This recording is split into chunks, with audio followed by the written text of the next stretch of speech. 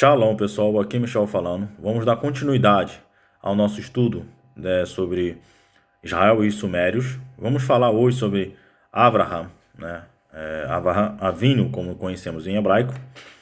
Muitas pessoas conhecem como patriarca Abraão, né? Que tinha por início o nome de Abrão, que a maioria das pessoas vão conhecer. Em hebraico, Abram, Abraham, como nós conhecemos, né, em hebraico, filho de Tera, casado com Sarai, era o nome inicial dela, que passou a ser chamado de Sara, né, a matriarca do povo de Israel.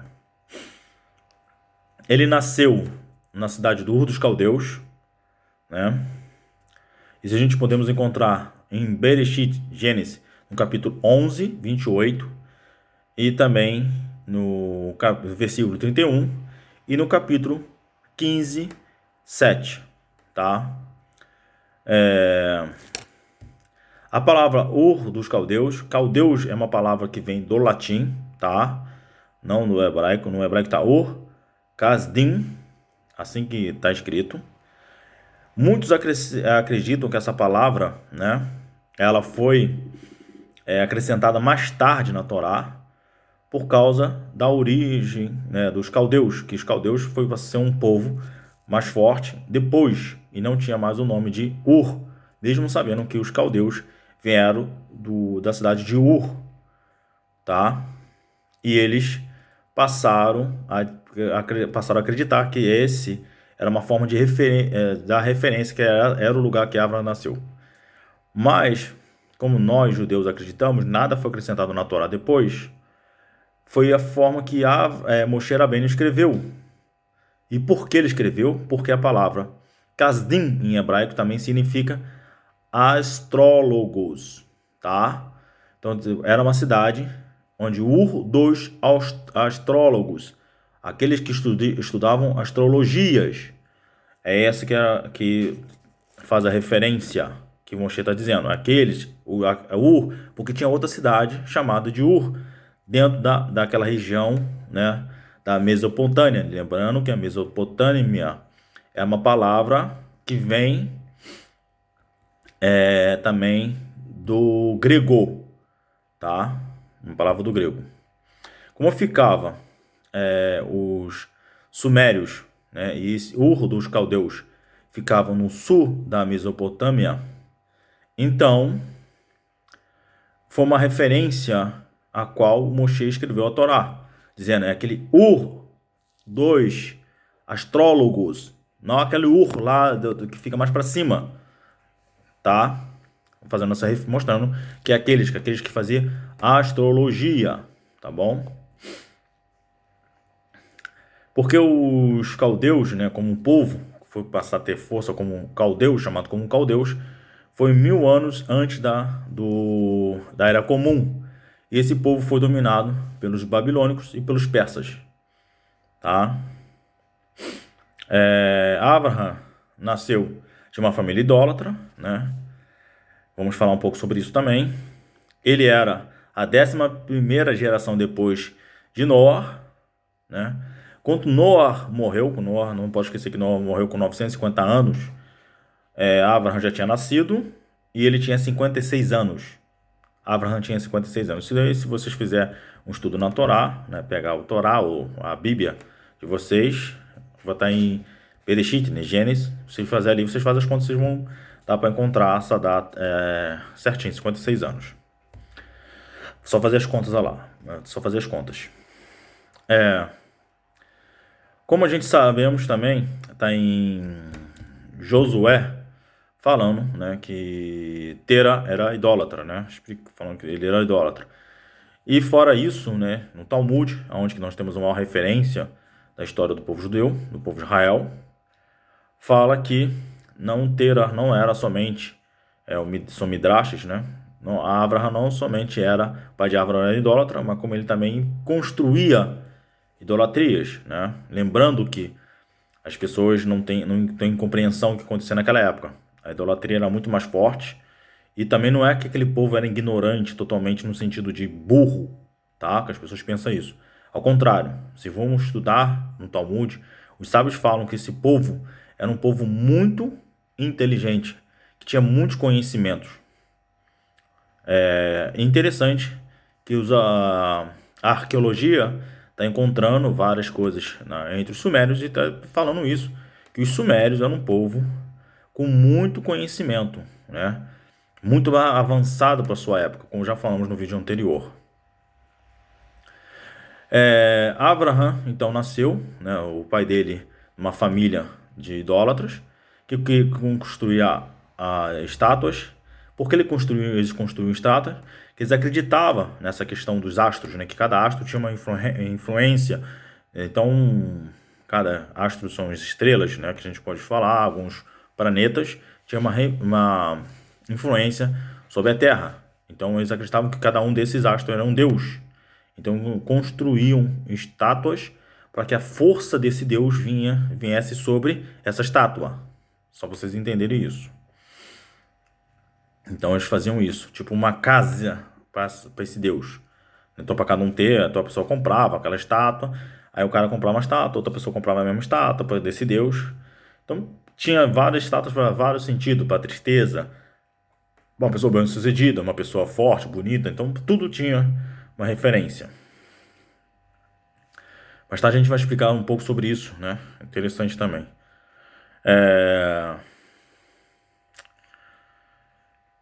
Ele, né, como falei, como nasceu num povo de astrólogos, Abraham também era um astrólogo, fazia astrologia. E ele, né, nasceu, quando ele nasceu, né, ele começou a estudar sobre isso e começou a olhar para o Sol, né, que era o astro maior que estava perto da Terra, né, no sentido de luz, e ele achou assim, esse é o Deus maior de todos, né? E começou a olhar, e à noite ele viu que o sol desaparecia, e aparecia a lua. Então ele começou a ver que a lua tinha uma força sobre o sol. Ele falou, opa, tá aqui o Deus maior, né? Ele começou a observar, não, pô, só que chega de noite, chega de dia, a lua some e aparece o sol novamente.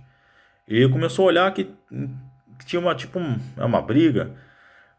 De repente ele olhou e falou assim, não, existe um Deus maior sobre esse, que está acima disso tudo, que criou tudo isso. Ele começou a estudar e pesquisar sobre isso. Ele começou a questionar, né? Uma coisa que a gente tem que entender. Abraham começou a questionar o que estava sendo passado para ele. E começou a entender. Na época de Abraham, quem reinava na época de Abraham era Nimrod, né? O rei Nimrod. Nimrod foi o mesmo rei que construiu a Torre de Babel. Tá? O rei que estava construindo a Torre de Babel. Mais tarde eu vou ver se eu consigo falar um pouco sobre isso, para a gente entender, mostrar as referências, né? Nimrod seria, na expressão de hoje, o primeiro globalista, né? Então ele começou a ver e entender que tinha um Deus sobre tudo isso, um Criador. E ele começou a ver que para que esse Deus pudesse então entrar em contato com ele, falar com ele, né? Ele precisaria melhorar como ser humano, precisaria ter boas atitudes, melhorar suas amidotes. Amidotes são atos, né, de ser humano, ser um ser humano melhor, ser um ser humano que faz caridade, faz bondade, ser uma pessoa, um bom esposo, um bom filho. E Abraão começou a melhorar sobre isso como um ser humano. E ele começou a servir a Deus, ele começou a servir a Hashem. E acreditou que existia um Deus e começou a servir a Hashem.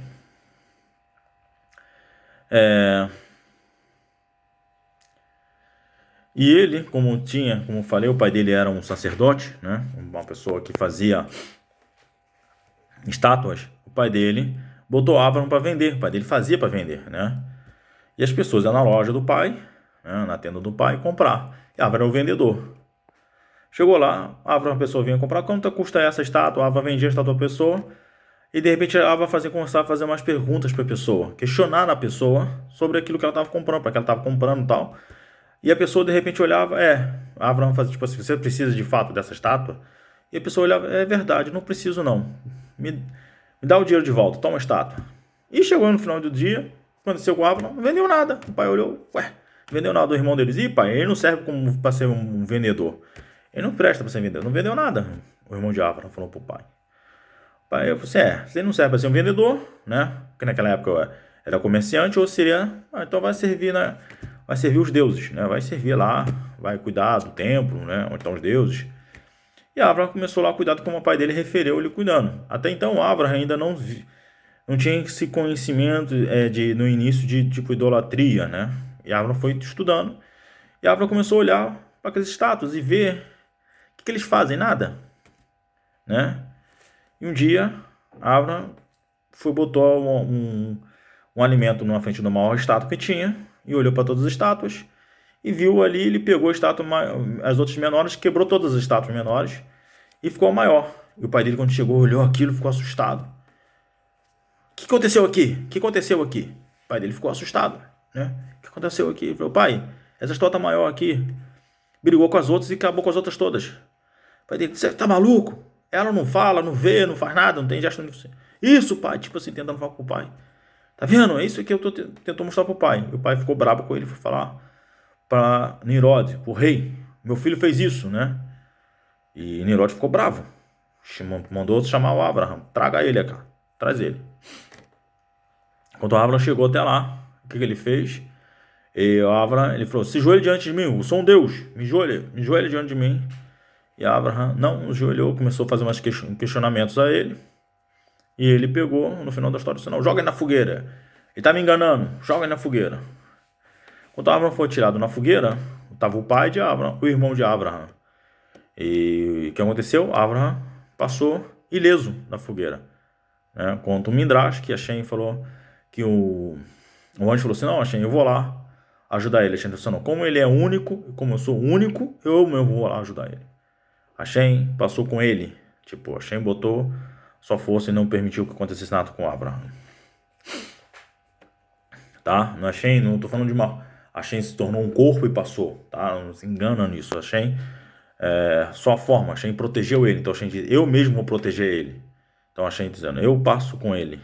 Tá bom? Só para as pessoas entenderem. Porque as pessoas pensam que Hashem, Deus, tem um corpo, tá? Ele é um, mas ele tem um corpo. Não, Hashem não tem corpo. Ele é infinito. As pessoas entendem que ele é infinito, mas não entendem essa compreensão infinito, né? As pessoas acabam pegando no infinito e ainda fazendo se tornar finito. E, como aconteceu, Abraham sobreviveu. E o irmão de Abraham, ele olhou e falou assim, é verdade, eu também estou servindo esse Deus. E se atirou na fogueira e foi queimado, né? O irmão de Abraham. Onde que a gente vê que o filho de Ló, né, que era o sobrinho de Abraham, na Torá não fala da morte, mas não está sendo Midrash. E Abraham foi liberto.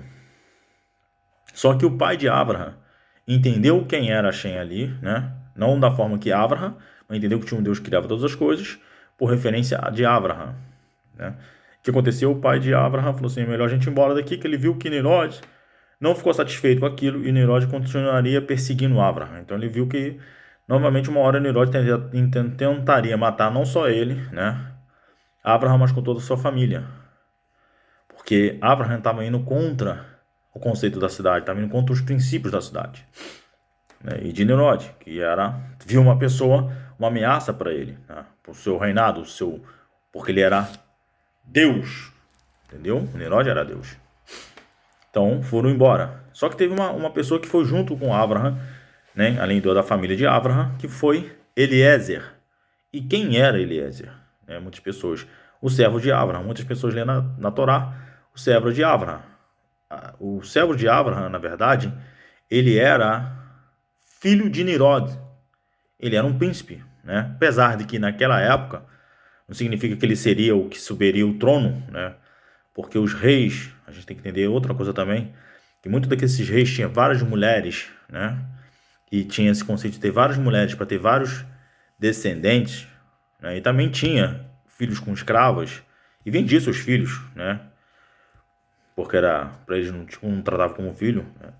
Mas eles tinham vários descendentes também para que eles pudessem perpetuar a sua descendência. E o que aconteceu? Abraham foi embora de Ur para Haran. Daí a gente podemos ver várias partes na Torá, né, sobre isso e ver o que foi acontecendo, né? Tem várias histórias que a gente podemos pegar ainda de Abraham. Uma pergunta que foi me feita, né, por que Hashem se revelou a Abraham e não a outras pessoas? É simplesmente pelo fato que eu falei. Abraham questionou e Abraham buscou. Abraham recebeu a mesma tradição das outras pessoas. Abraham estava na construção da Torre de Babel. Ele era novo, né, na época da construção da Torre de Babel. Na época da construção da Torre de Babel, tinha Noah, um sobrevivente do dilúvio, Mabu em hebraico, e seus filhos estavam ali, pelo menos Shem, né? Sem, que se chama, fala em português, né? Na Bíblia. Vai estar assim. Era um sobrevivente do Mabu, do dilúvio. Interessantemente que logo depois, gerações já tinha uma porção de pessoas idolatrando vários outros deuses novamente. Não da forma anterior ao dilúvio, né? Mas depois do dilúvio estavam novamente praticando idolatria, servindo novamente aos astros. E aí Noah não falava nada. A gente não vê nenhum momento Noah se pronunciar sobre isso. Noah é Noé. Nenhum momento. Ao contrário, a gente podemos ver ali que ele plantou uma vinheda, fez um vinho. É que não significa que ele plantou a vinheda e começou a dar vinho de uma hora para outra, tá? Muitas pessoas... Porque a Torá lá, ela vai contando história que a gente pode ler a Torá em pouco tempo, né? Então a gente está falando de anos de acontecimentos, tá? Que parece que foi dias, mas não foi anos de acontecimento. Ele plantou e se embebedou. Os sábios falam que o Midrash fala que quando ele saiu da arca, que ele viu tudo destruído, né? Que ele conhecia aquele mundo anterior, depois que ele viu o mundo da forma que estava destruído até o mundo florescer novamente, ele entrou em questionamento, né? Ele ficou mal com aquilo, né? Porque Deus permitiu, e Deus falou assim: você não rezou pelas pessoas, você não pediu, você não rezou para que elas fizessem fazer techuvá, retornar para mim. Podemos falar isso mais tarde, em outro momento também, melhor sobre isso, porque eu estou falando de Abraham aqui. Então, Abraham foi uma pessoa que cresceu num mundo onde ninguém falava de Hashem para ele. Sabia do dilúvio, todos sabiam do dilúvio. É estranho até ver hoje as pessoas pegando, né, a história do dilúvio, falando como se fosse de um povo aquilo. Não, aí pega assim e fala assim, não, encontramos também outro povo que não existe mais, existe outro povo que não existe mais, existe outro povo que não existe mais, e também falava de dilúvio. Então o dilúvio é verdade. Mas está na Torá. Não, a Torá foi uma cópia. Abraham descende do dilúvio, descende, 11ª geração das pessoas que sobreviveram ao dilúvio. Então todo aquele povo que existia naquela época são pessoas que sobreviveram, são descendentes dos sobreviventes do dilúvio. Então todos vão escrever, de fato, cada um vai escrever da forma que foi recebido, a sua perspectiva, né? Acreditando que foi o sol, acreditando que foi a lua. Hashem mostrou para Moshe Rabbeinu como foi, e revelou para Moshe Rabbeinu. Se vocês pegarem todos os povos, a forma deles contarem as suas histórias do dilúvio, cada um vai ter uma referência, acreditando que foi um deus, como lá os povos sumérios, eles têm uma história, são os que mais aparecem um pouco com a Torá, por isso que muitos destes ateus, né, que não acabam nem sendo ateus, porque acabam, foi como eu falei, foi o Zacarias Sintin, Zacarias Sintin, que faz essa referência, né, que ele acaba acreditando, e que ele acredita em ETs, tá? Ele acredita nos ETs, então ele faz essa referência dizendo que a Torá foi uma cópia. Mas voltando a Abraham, então Abraham, nós vemos Abraham, uma pessoa que questiona a sua criação, questiona a criação, não na criação do mundo, né? No sentido da forma que ele recebeu da sua família, quem criou as coisas, como as coisas foram criadas. E ele começa a questionar e entende que existe um criador por trás disso. E ele, como pessoa, se converte a esse criador, né? E ele começa a fazer o quê? A buscar a ser um ser humano melhor. Entende que para ter um contato com esse Deus, ele precisa o quê? Ser um ser humano melhor, uma pessoa mais íntegra, uma pessoa correta nos seus atos. E a gente vê isso, várias referências na própria Torá, na parte que está escrita, né? A parte que foi passada para, né, que todos hoje podem pegar a Bíblia e ler, né? Que nem todo mundo tem toda a história do povo judeu, que o povo judeu recebeu, né? Recebendo de pai para filho, né? Que vem recebendo lá de trás, passando toda a história. As pessoas têm a história que foram traduzida para o grego, tá? Que foi obrigada a ser traduzida. Demora eu conto essa história melhor para vocês, para aqueles que não conhecem. Então, Abraham era uma pessoa que questionou o seu mundo. Como o Abraham disse novamente, Abraham estava na criação da Torre de Babel. E na Torre de Babel, é interessante que a Torre de Babel, quando estava sendo construída, ela tinha qual era o propósito da Torre de Babel? Para que ninguém mais morresse no dilúvio, né? Não viesse uma tragédia como essa e matasse todos. Então tinha a Torre de Babel, tinha aquela torre que estava crescendo. As pessoas faziam o quê? As pessoas subiriam na torre e assim salvar na torre, né? Então todos estavam construindo, todos começaram num propósito de construir essa torre. Enquanto o Midrash que fala que estavam construindo uns tijolos e as pessoas começaram a chegar ao quê? Ao ponto, né, de quando um tijolo ia cair, ia se quebrar, as pessoas ia se atirarem, né, se matarem para salvar o tijolo. Trocaram o propósito, o propósito que era o principal. O que é o tijolo? Era para quê? Para salvar as vidas. E as vidas começaram, as pessoas se morrerem para salvar o tijolo. Você entendeu? As pessoas fazem isso até os dias de hoje. Elas criam um propósito. E esse propósito fica tão grande que as pessoas se matam para manter esse propósito. E esse propósito era para salvar vidas e não matar. E a gente podemos fazer várias referências indo hoje. Então, só que não significa que a cúpula de Nimrod, né, estava pensando em fazer a torre, né, com esse mesmo propósito. Foi esse, eles falaram para o povo que era esse propósito. A gente podemos depois mais tarde mostrar qual era o propósito maior de Nimrod.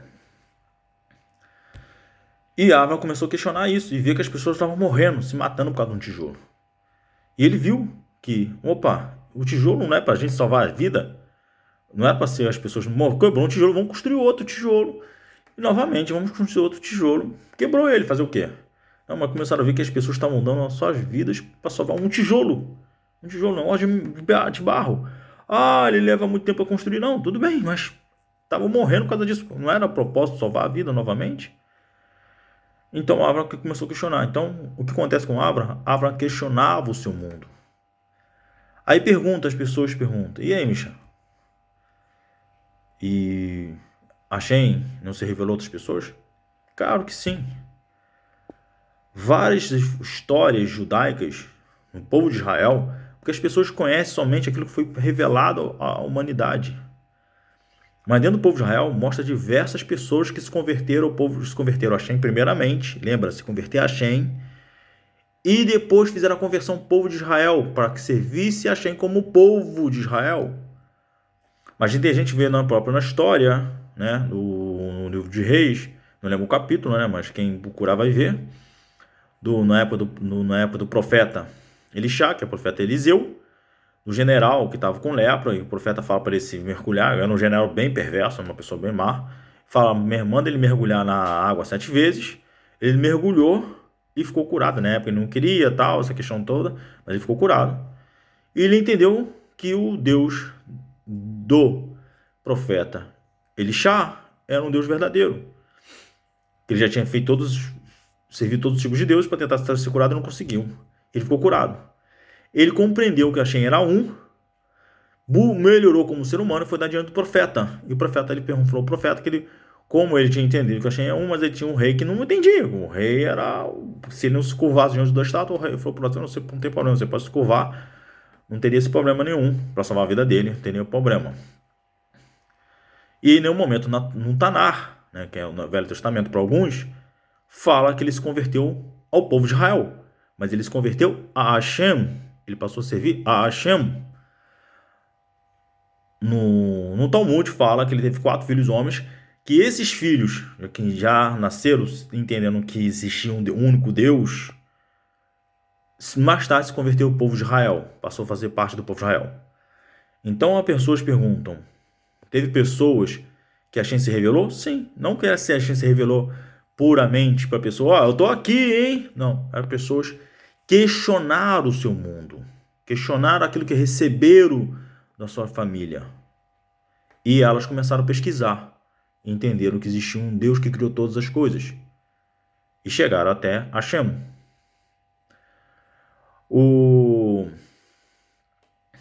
Então a gente podemos ver várias referências de pessoas que fizeram isso no passado. A própria Ruth é uma, que Hashem, não é só porque ela casou, né, lá com a filha de Lomir, né, que era o filho de Alimelech, não é só porque casou com ele, é porque ela entendeu que existia esse Deus. Ela compreendeu que existia um Deus único. Então ela também, da mesma forma, Hashem se revelou para ela porque ela buscou também de alguma forma. Portanto que tinha duas noras. As 2 noras, uma foi embora e a outra ficou. Assim, o teu Deus, o teu povo é meu povo, o teu Deus é o meu Deus. Ela falou essa pronúncia. A outra não. Vai, um abraço e foi embora. Falaram que dessa outra, os sábios mostram que dessa outra nasceu o Golias, era filho dela, né, mostrando que as duas tinham uma força muito grande, né, que se ela entende e vem para o povo de Israel, nasceria uma pessoa tão grande quanto o rei Davi. E só que ela foi para o outro lado, e nasceu dela uma pessoa muito forte, que acabou que o rei Davi eliminou mais tarde, né?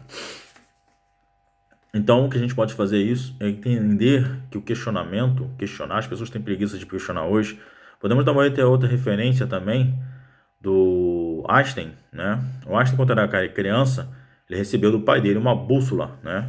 E ele ficou se questionou por que a bússola aponta para o norte, né? Ela sempre aponta para o norte. E ele foi estudar isso, pesquisar isso. E ele entrou em várias pesquisas, em vários sentidos de pesquisando, até que ele chegou ao momento, né, que se tornou o Einstein, né, uma das mentes mais brilhantes que já existiu nesse mundo. O próprio Tesla, podemos falar de várias pessoas, né, que chegaram a ser grandes, tanto em conhecer Hashem, como ser grande dentro da ciência, dentro da física, porque eles questionaram, né, o seu mundo, questionam, não com deboche, não com zombando, né? Porque as pessoas às vezes questionam de zombando. Quando a pessoa questiona zombando, é porque ela sabe muito. Quando a pessoa não sabe nada, ela quer saber como o outro chegou lá, como aconteceu isso. Como Einstein, como eu expliquei aqui, o Einstein olhou a bússola, como ela funciona, por que ela chega até lá, quem criou isso, como ele chegou até esse ponto. Tem vários comentaristas da Torá, né? Como um deles, um dos mais famosos, é Rashi. Tem explicações que muitas pessoas não concordam, né? Então as pessoas desdenham do Rashi. Muitas coisas também não concordo, mas eu não digo que ele está errado, porque quem sou eu perto do Rashi? Nada, ninguém. E o que eu faço? Eu quero fazer é saber como o Rashi chegou a esse ponto. Como ele chegou a esse ponto? Como ele chegou a essa conclusão desse comentário dele? É muito fácil falar que ele está errado.